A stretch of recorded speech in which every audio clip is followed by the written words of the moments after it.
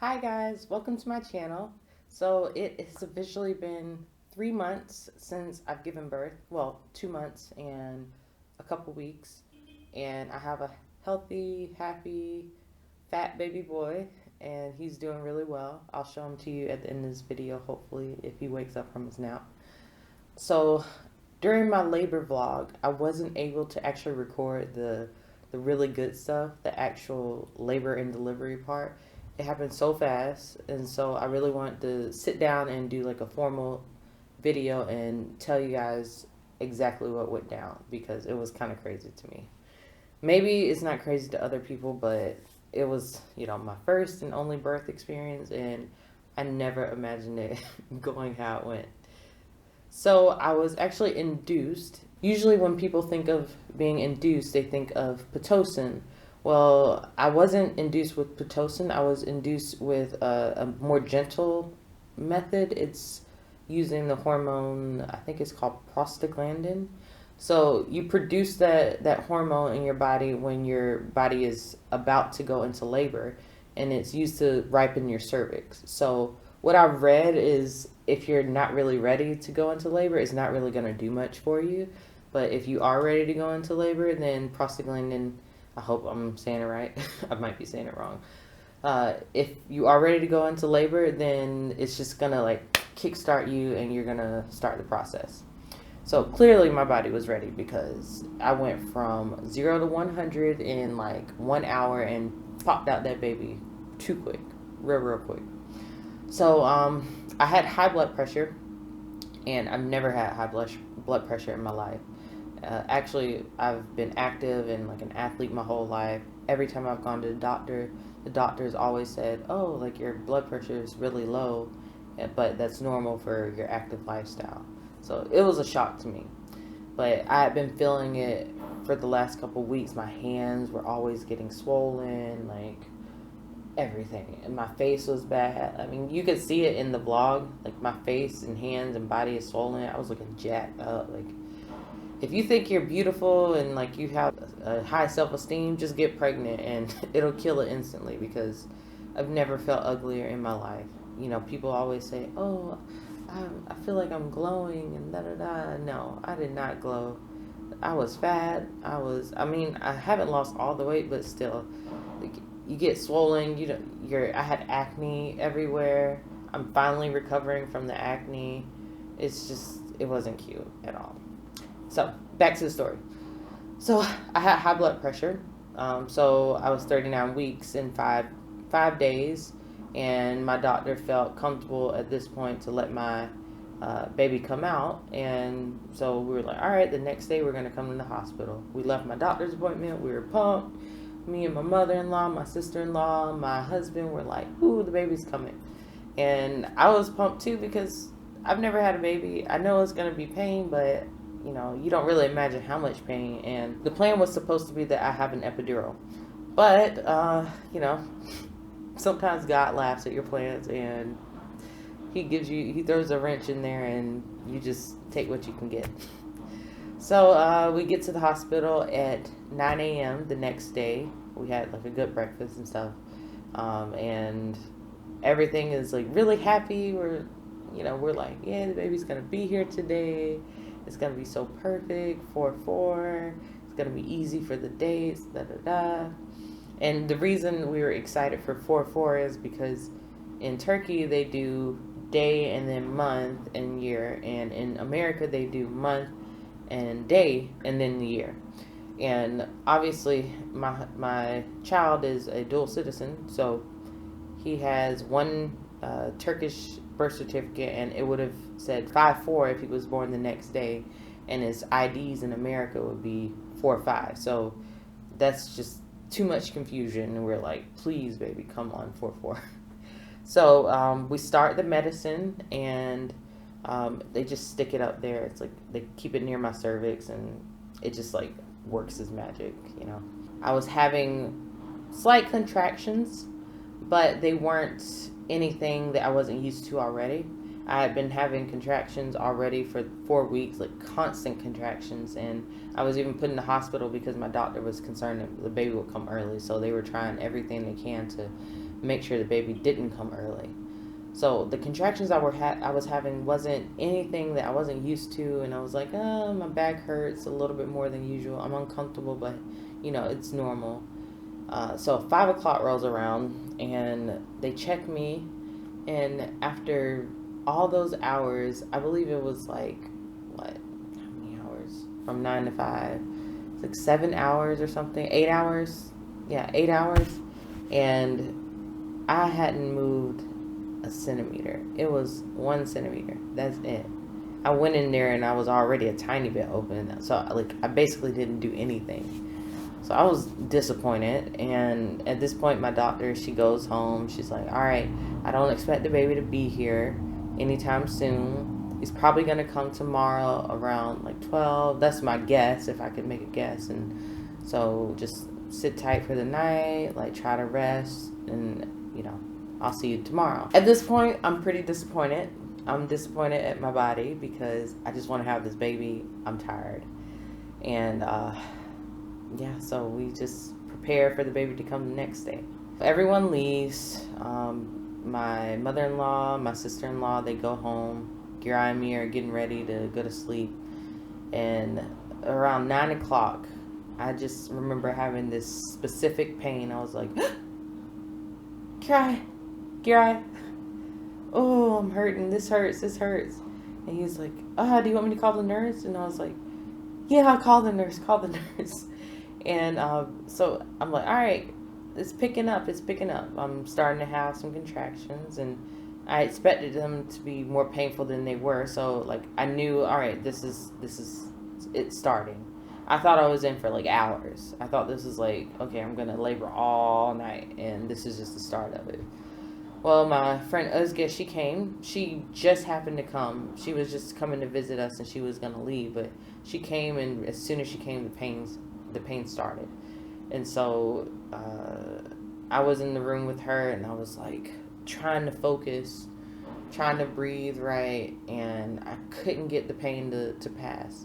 Usually whenever if you hurt your knee, if you have a bad back, headache, you can do things to make it go away. You can sit down, you can take medicine, you can drink water, you can get relief, you can massage your head. There's something you can do to get relief. Labor is so bad because when you're going through that pain, it can't stop. It just doesn't stop. It's no relief. It doesn't matter what you do. You can stand, you can sit, get massage. There was just no relief. So it was miserable. I tried to put my weight on my husband. I couldn't get any relief from that. And at this point, the contractions start picking up, and there was little to no room in between the contractions. I'm talking, I would finish a contraction, and 20 seconds later, another one would start, and then soon it was 10 seconds later. So the nurse checks me. She's like, all right, you're 2 centimeters. At 2 centimeters, my ass was ready for that epidural. I was like, this is too much pain. And I said, I want epidural.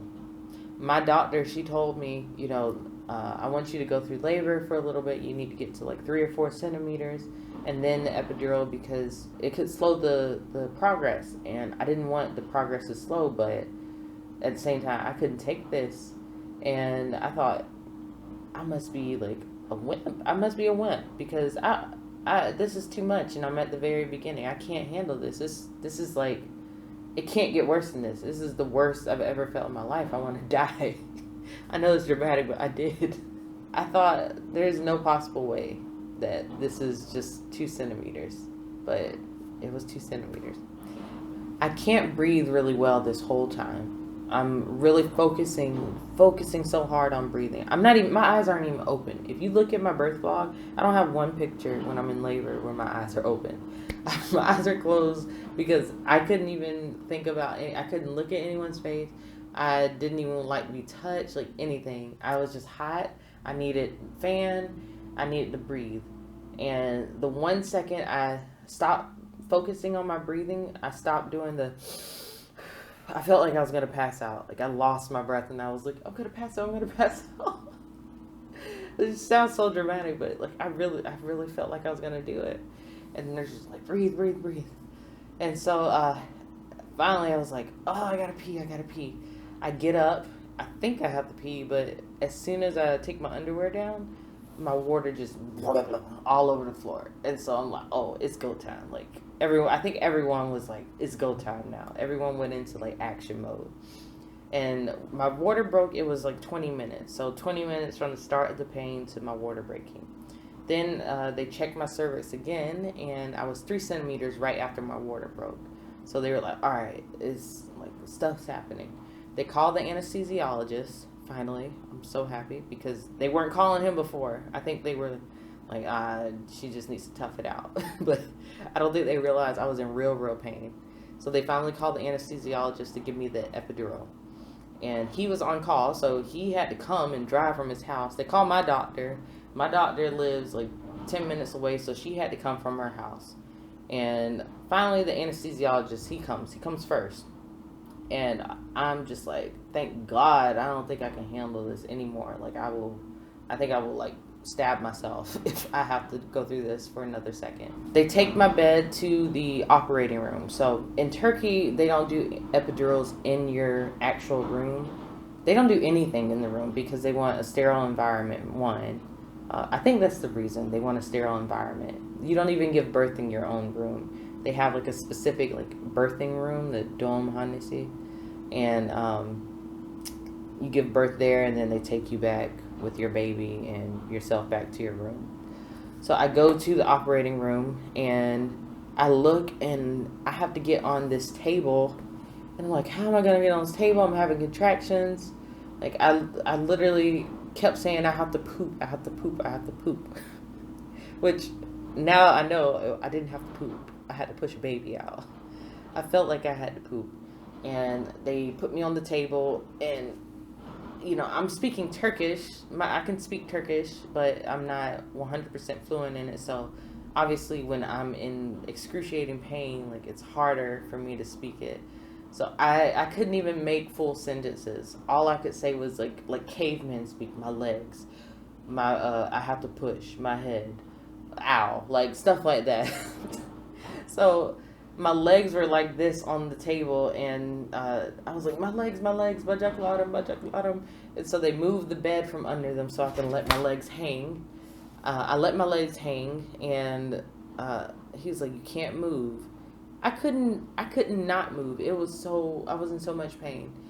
He was inserting the numbing medicine, and as he was inserting the numbing medicine into my spine, which it's really dangerous that I was moving so much, I was going like this. Ugh! Ugh!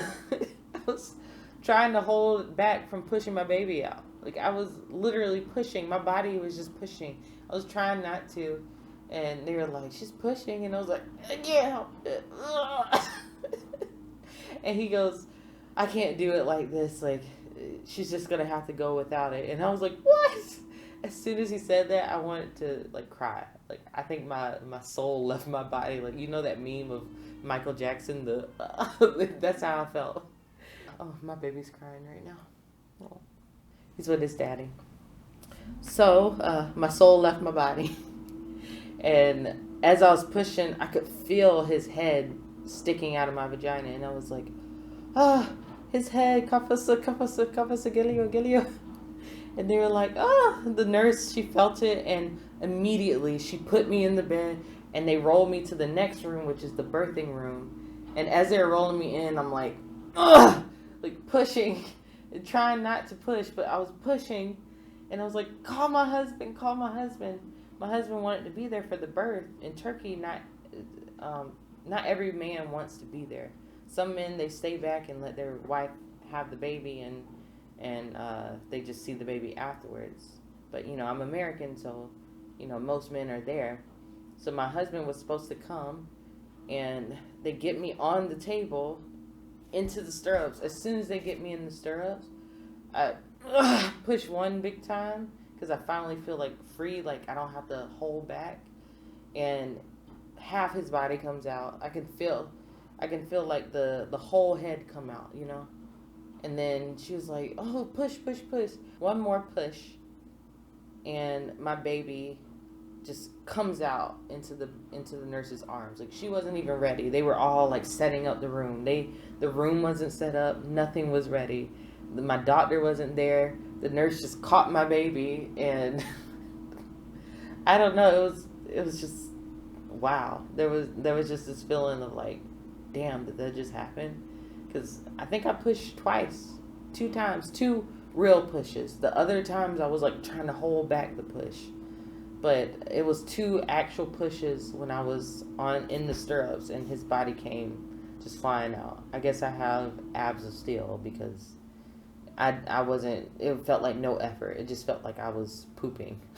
I'm sitting here like this, just kind of in disbelief, like shock, not even like emotional, just shock. And my husband walks in, and he didn't even know that I had given birth. They were just like, your wife's in the delivery room. So he goes in there, and he like sees the baby, and he's just like this. And I think we both were just in shock. I didn't, they always talk about, you see your baby, you fall in love instantly. And I think we need to talk about the women that don't feel that way, because I didn't feel that way. I saw my baby, and I was like, he looks like me. This is my baby. Yes, he looks just like me. Like, this is my face. That's all I felt. And more like, this is a little thing that I have to take care of, that I'm responsible for. But I didn't have that overwhelming sense of like, oh, I love him. I didn't feel any emotions.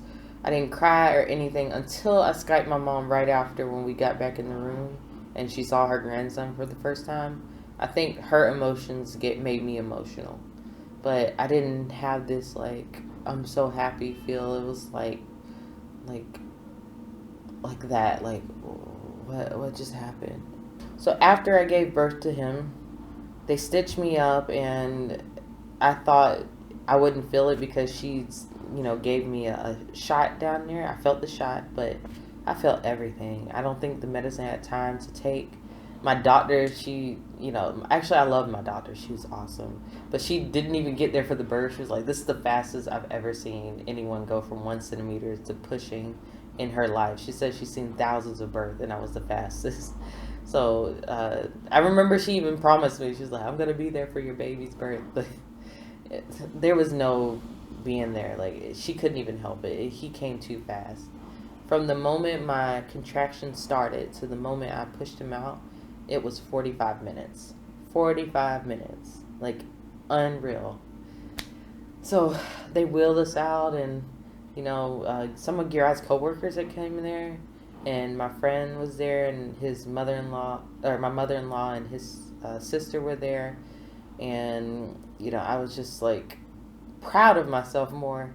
I don't think I was in like this feeling of like I love him yet, but I was like, okay, I did it. Like, my body did it. Like, my body is capable.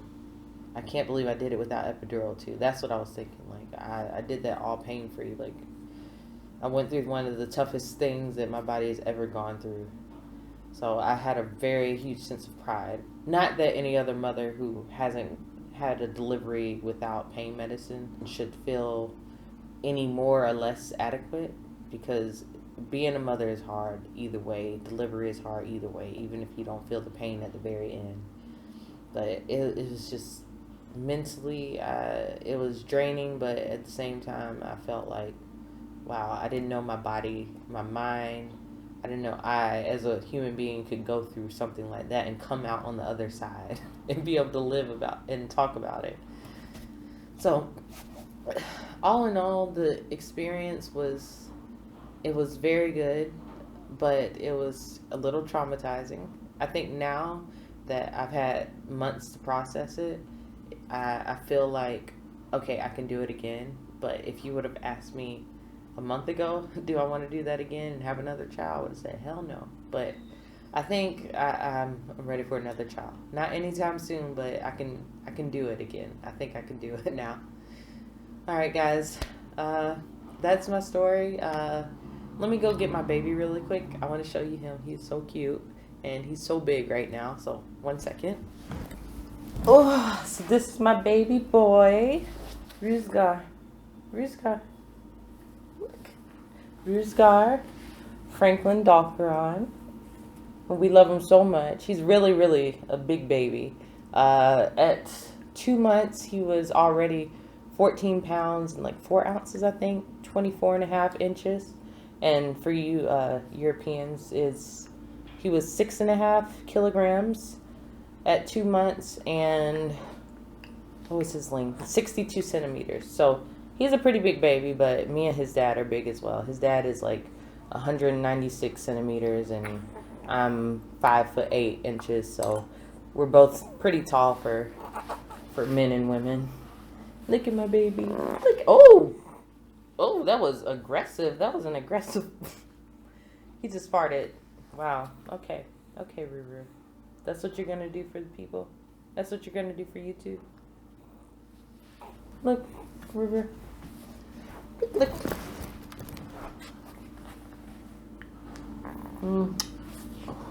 I love him so much. Now that he's here, I love being a mom. It's tiring, but I love him, and I don't know. I couldn't imagine my life without him. He already has a little personality and everything. Look.